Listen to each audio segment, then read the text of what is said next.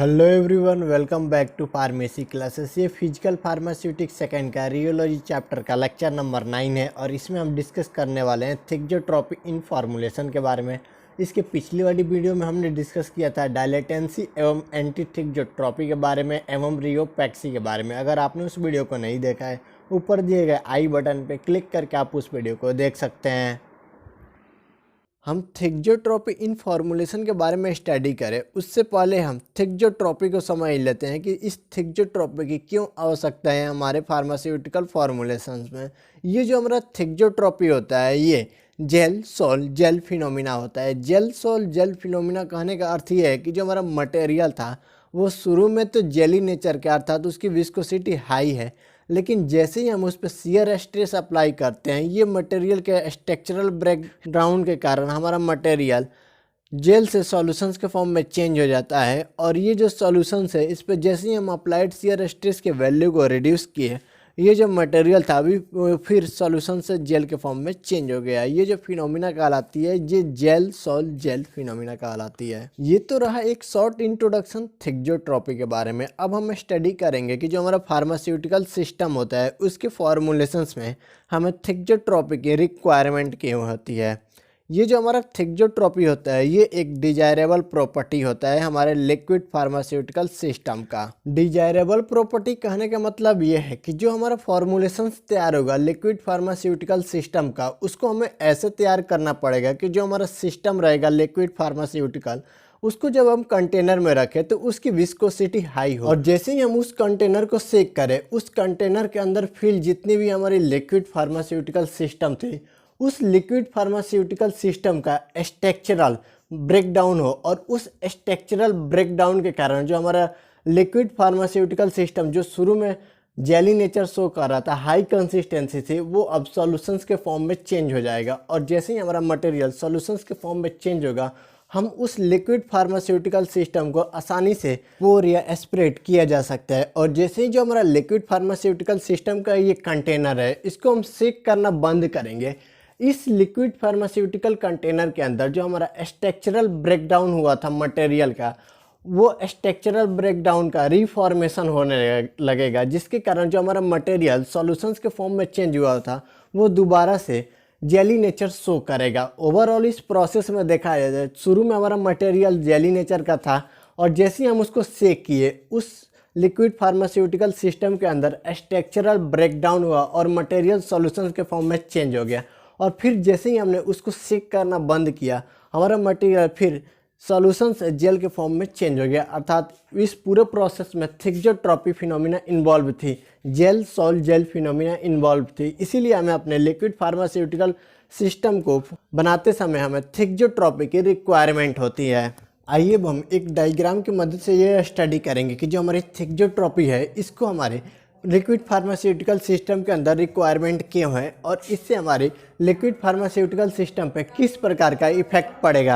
आप अपने डिस्प्ले पे इस कंटेनर को देख पा रहे होंगे। इस कंटेनर में हमारा लिक्विड फार्मास्यूटिकल सिस्टम के तौर पे हमने सस्पेंशंस को फिल करके रखा हुआ है। ये जो हमारा वेल फॉर्मुलेटेड थिक्जोट्रोपिक सस्पेंशन होता है ये आसानी से अपने कंटेनर में सेटल नहीं होता है। अगर ये अपने कंटेनर में सेटल हो भी जाता है तो हम उसको सेक करते हैं तो वो आसानी से पूरे कंटेनर में जो डिस्पर्जन मीडियम है उसमें वो डिस्पर्ज हो जाता है यूनिफॉर्म रूप से, जिसके कारण जब उस कंटेनर से हम एक डोज को लेते हैं तो उस डोज में यूनिफॉर्म रूप से इंग्रेडिएंट मौजूद होंगे जो कि उस ड्रग का इफेक्ट हमें बॉडी पे देखने को मिलेगा। और जैसे ही हम अपने इस सस्पेंशन से अप्लाइड शियर स्ट्रेस की वैल्यू को रिड्यूस करते हैं, मतलब हम उसको सेक करना बंद करते हैं, ये लिक्विड फार्मास्यूटिकल सिस्टम जो कि एक सस्पेंशन है इसकी विस्कोसिटी अर्थात कंसिस्टेंसी रीगेन हो जाती है, अर्थात ये विस्कोसिटी को गेन कर लेता है।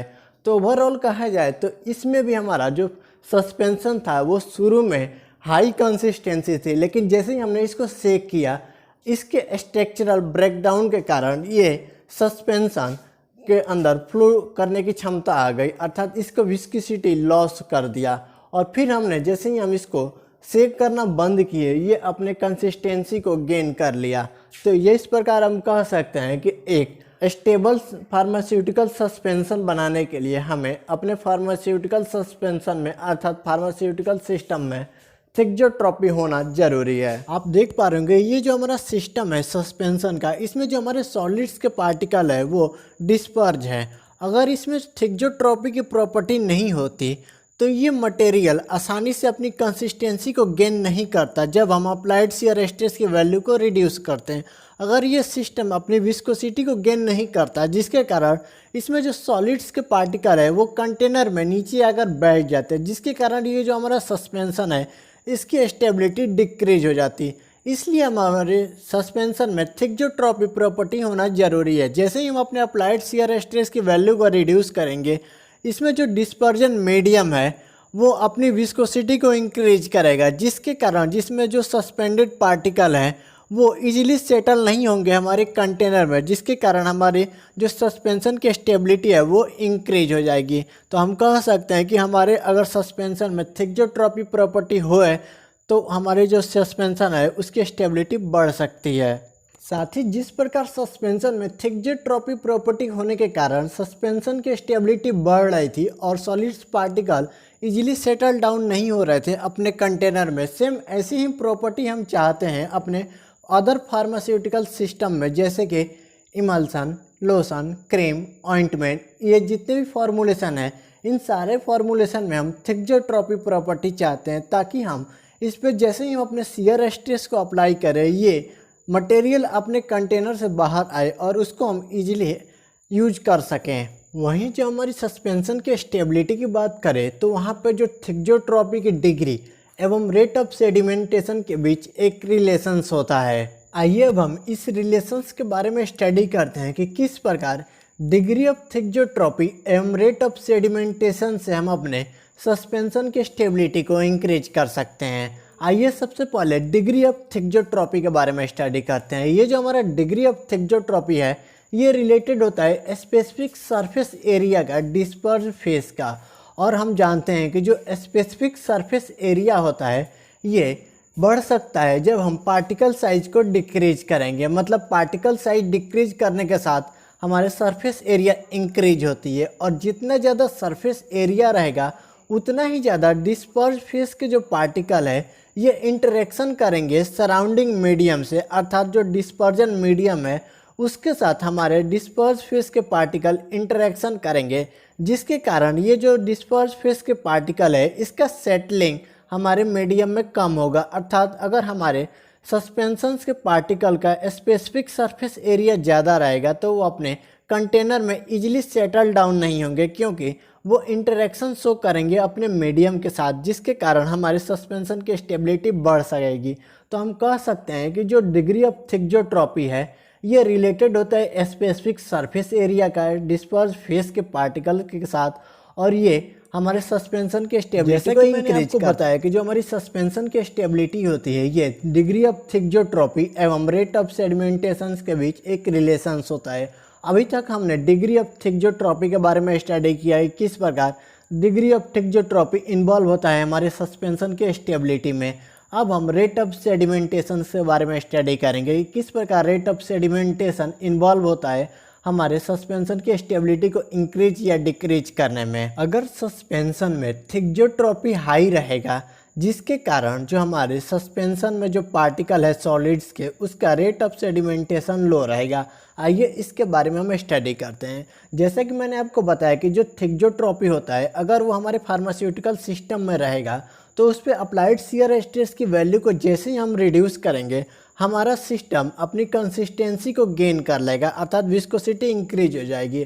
अगर विस्कोसिटी इंक्रीज हो जाएगी तो जो सस्पेंशन में जो पार्टिकल है हमारे सॉलिड्स के वो इजीली हमारे कंटेनर में सेटल डाउन नहीं होंगे, जिसके कारण जो हमारी सस्पेंशन की स्टेबिलिटी है वो इंक्रीज हो जाएगी। तो हम कह सकते हैं कि जो हमारा सस्पेंशन है उसमें थिक्जोट्रॉपी की वैल्यू अगर हाई रहेगी, ग्रेटर द थिक्जोट्रॉपी, तो हमारे सस्पेंशन की स्टेबिलिटी इंक्रीज हो जाएगी, क्योंकि वहाँ पर रेट ऑफ सेटलिंग लो रहेगा। आइए अब हम एक और एग्जाम्पल के थ्रू समझते हैं कि जो हमारा थिक्जोट्रॉपी है इसकी क्यों रिक्वायरमेंट है हमारे फार्मास्यूटिकल सिस्टम के फॉर्मुलेशंस में। आप अपने डिस्प्ले पे इस इंजेक्शंस को देख पा रहे होंगे। इस इंजेक्शंस में हमने फिल करके रखा है प्रोकेन पेनिसिलिन जी, जो कि कंसंट्रेट पेनिट्रल सस्पेंशन होता है और ये हाईली विस्कस होता है, अर्थात इसकी कंसिस्टेंसी इंक्रीज रहती है और ये जेल के फॉर्म में प्रेजेंट है ये हमारे इंजेक्शंस में। और जैसे ही हम इस पे अप्लाइड शियर स्ट्रेस की वैल्यू को इंक्रीज कर रहे हैं, ये जो प्रोकेन पेनिसिलिन जी है इसका स्ट्रक्चरल ब्रेकडाउन होता है, अर्थात यहाँ पे जो वंडरवाल फोर्स के थ्रू एक पार्टिकल दूसरे पार्टिकल से कनेक्ट था वो वीक वंडरवाल फोर्स ब्रेक करता है और हमारा मटेरियल का ट्रांसफॉर्मेशन होता है जेल टू सोल, अर्थात अब हमारी मटेरियल जेल से सॉल्यूशंस के फॉर्म में चेंज होगा और उसकी विस्कोसिटी अर्थात कंसिस्टेंसी डिक्रीज होगी। और जैसे ही उस हमारे पेनिसिलिन जी का कंसिस्टेंसी डिक्रीज होगी, ये हाइपोडर्मिक नीडल के थ्रू पास करेगा और आकर हमारे टिश्यू फ्लूइड में डिपॉजिट हो जाएगा। आप देख पा रहे होंगे यहाँ से हमारा जो सस्पेंशन है प्रोकेन पेनिसिलिन जी का, ये इसका स्ट्रक्चरल ब्रेकडाउन हुआ और ये हाइपोडर्मिक नीडल के थ्रू पास होते हुए हमारे टिश्यू फ्लूइड में आकर डिपॉजिट हो गया। आप देख पा रहे होंगे हमारा प्रोकेन पेनिसिलिन टिश्यू फ्लूइड में डिपॉजिट होते ही अपनी कंसिस्टेंसी को दोबारा से गेन कर रहा है, अर्थात यहाँ पे फिर से हमारा जो मटेरियल जो सॉल्यूशंस के फॉर्म में था अब वो जेल के फॉर्म में चेंज हो रहा है। और जैसे ही हमारे टिश्यू फ्लूइड में पहुंचकर ये जेल के फॉर्म में चेंज होता है, इसकी विस्कोसिटी इंक्रीज अर्थात कंसिस्टेंसी इंक्रीज हो जाती है और ये हमारे टिश्यू फ्लूइड से स्लोली रिलीज होगा, अर्थात ये सस्टेन रिलीज इफेक्ट हमें देखने को मिलेगा। आसान शब्दों में हम कह सकते हैं कि जो हमारा प्रोकेन पेनिसिलिन जी है, जब इसको हम इंजेक्ट करते हैं अपने टिश्यू फ्लूइड में, ये वहाँ पे जाकर सॉल्यूशन से जेल के फॉर्म में चेंज हो रहा है, क्योंकि वहाँ पे अप्लाइड शियर स्ट्रेस की वैल्यू रिड्यूस हो जा रही है, जिसके कारण वो सॉल्यूशन से जेल के फॉर्म में चेंज हो रहा है। और जेल के फॉर्म में चेंज होगा तो उसकी विस्कोसिटी इंक्रीज हो जाएगी, अर्थात उसकी कंसिस्टेंसी इंक्रीज हो जाएगी और वहाँ से वो सस्टेन रिलीज इफेक्ट देखने को मिलेगा, अर्थात वो स्लोली रिलीज होगा हमारे टिश्यू फ्लूइड से। तो हम कह सकते हैं कि जो थिक्जोट्रोपी होती है ये रिस्पॉन्सिबल होती है हमारे प्रोकेन पेनिसिलिन जी के डीपोट फॉर्मेशन के लिए, क्योंकि जब हम इसको इंट्रामस्कुलर इंजेक्शंस के तौर पे इस्तेमाल करते हैं तो ये डीपोट का फॉर्मेशन करता है, ये जिससे हमें सस्टेन रिलीज इफेक्ट देखने को मिलेगा प्रोकेन पेनिसिलिन जी के। और इस प्रकार हम कह सकते हैं कि जो थिक्जोट्रोपी होती है ये इम्पोर्टेंट रोल प्ले करती है हमारे लिक्विड फार्मास्यूटिकल फॉर्मुलेशंस में।